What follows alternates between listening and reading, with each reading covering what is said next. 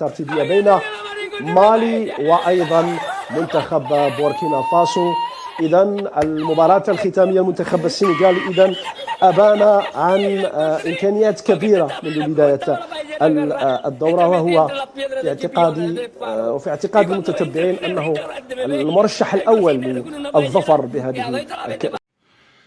دابا المنتخب المغربي لعب مع مالي، ربح بالبيلانتيات، تأهل للفينال، غيلعب ضد السنغال. انت كمقدم برنامج على التلفازة الجزائرية العمومية، علاش كتقول السنغال سيواجهه في المباراة النهائية وكتسكت؟ ما قدرتيش تنطق اسم المغرب. بغيت نفهم علاش. هادشي هذا كامل خوف فيكم، هادشي هذا كامل ضعف فيكم، هادشي هذا كامل جبروت من النظام ديال الجزائري على الاعلام. علاش حنا كنقولوا الجزائر عادي بكل افتخار في القنوات الرسميه، في القنوات الخاصه، في الاذاعات، في اي واحد تيقول كلمه الجزائر عادي؟ علاش نتوما ما كتقدروش تقولوا المغرب؟ المنتخب السنغالي سيواجهه في المباراه النهائيه اكس ونقزها. علاش ما قدرتيش تقول كلمه المغرب؟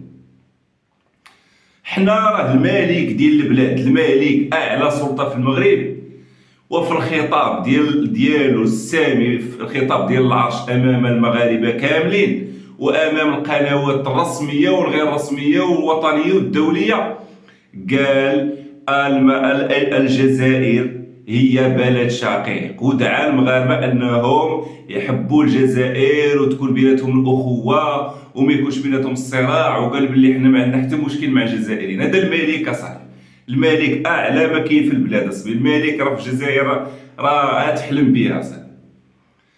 انت في قناه ما قدرتيش تقول كلمه المغرب. مع من غتلعب السنغال مثلا، غتلعب مع موريتانيا.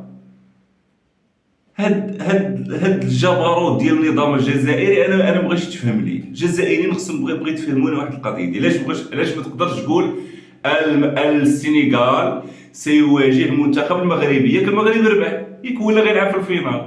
هذه حقيقه ما نقدرش نكروها. علاش ما تقدرش تقولها؟ الا قلتي السنغال سيواجه المنتخب المغربي، فين شنو غتقدم لينا حنايا؟ زعما الا قلتي كلمه المغرب، واش زعما هذيك الكلمه هذيك البلاطو ديالكم كيتفرج فيه العالم كامل، زعما غدير لنا البوز، غدير لنا الشهره؟ كدير بحال هذاك شي واحد يكون تيدير شي فيديو ولا شي حاجه كيوصل الاسم ديال شي منتوج، لا تيقول لك لا المنتوج اكس، ما تيبغيش يذكر سميتو. زعما الا ذكر سميتو راه غيدير ليه الاشهار والعالم كله غيولي يشريه، والشركه المنتجه داك المنتوج غادي دير لاباس وغتمشي بعيد. بحال هكذا دابا المنطق ديالكم. زعما الا قلتي كلمه المغرب، راه المغرب كلشي غيسمع به وكلشي غيولي يعرفو وغتنتشر ديك الكلمه في العالم، كلشي غيولي يقلب على المغرب في جوجل في يوتيوب، والسياحه غتزاد. وهو بيك ولا بيك المغرب تاهل للفينال صاحبي. قلتي المغرب ولا ما قلتيهاش غيلعب. المشكل كيبقى علاش هاد الحقد صاحبي؟ شنو فيها الا قلتي المغرب السنغال ستواجه المغرب؟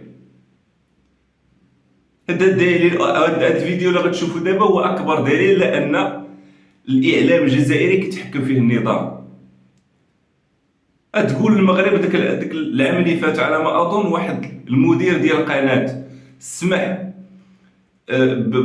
بذكر كلمه المغرب في الاخبار، جراو عليه بحجه انه وصل السن تقاعد. اليوم السيد خدام داز الاخبار ذكروا فيها اسم المغرب، غدا اصبح تقاعد، انتقل هو، ولات عنده نهار 24 ساعه ولات فيها كتعادل 10 سنين. كانت عنده 60 سنه اليوم، ذكروا اسم المغرب في الاخبار، غدا رجعت عنده 70 سنه، صافي مشى التقاعد. اختراق الزمن هو. ما بغيتش تفهم ليا، ما بغيتوش تفهموا ليا. تنحاول ما امكن انني نقول لا، الجزائر اخوتنا وحنا شعب واحد والتضامن وعلاش وعلاش وعلاش، ولكن ما كيتفهمش ليا هادشي هذا. كونوا شويه متواضعين اصاحبي، طالعين للسما. ما فهمتكمش كاين واحد مشكله ملي كيخرجوا الميكرو تروطوار كيسولوا الشعب الجزائري، ملي كنهضروا على الشعب البوفري اللي ما كيتسوقش، اللي حاقد، كيقول لك حنا كنشجعوا المغرب، والمغرب غيلعب في المباراه النهائيه نهار 19 في الشهر مع السينغال.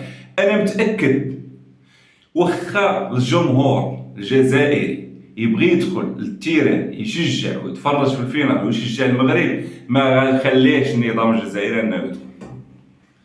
البيي ما كايناش، غيوقفوا ليه في الباب. انت داخل تفرج شاري تيكي فاش في المغرب والسينغال فينا شنو غتشجع؟ غنشجع المغرب، رجع ما يخليوكش تدخل. داخل تفرج شنو غتشجع؟ غتشجع السينغال. شحال دايره البي؟ 10 اورو هكا نبيعوها لك غير ب 5 اورو، تدخل تشجع السينغال.